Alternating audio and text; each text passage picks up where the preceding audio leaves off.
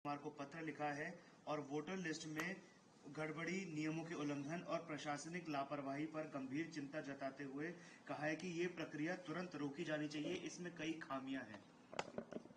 ये सवाल तो बहुत पहले से राहुल गांधी जी उठा रहे हैं, जब इस मुद्दों को लेके इतनी बड़ी लड़ाई हो रही थी।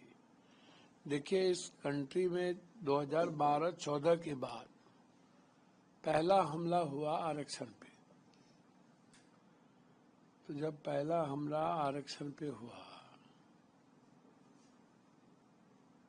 तो आरक्षण पक्ष के लोग जो 91% लोग हैं, उनसे ये लड़ नहीं सकते थे, तो इन्होंने नौकरी खत्म कर दी कंट्री में, ताकि ना रहेगी नौकरी, ना आरक्षण देना पड़ेगा।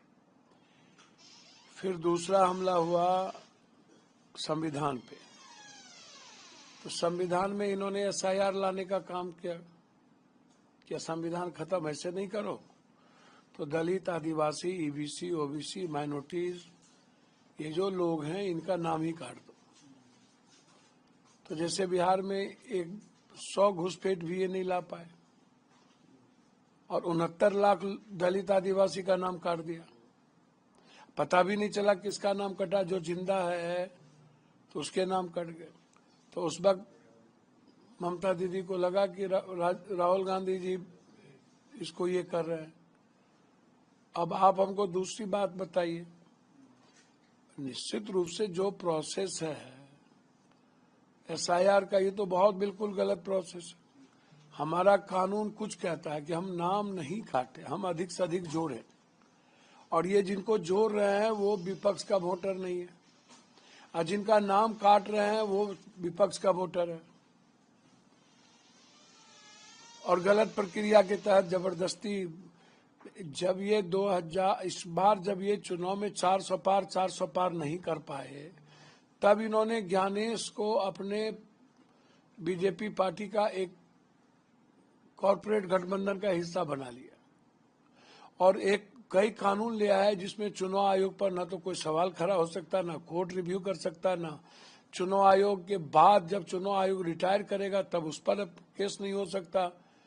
मतलब उनको अजर अमर कर दिया गया, न्यायालय से भी, सुप्रीम कोर्ट के जज से भी ऊपर कर दिया गया चुनाव आयोग।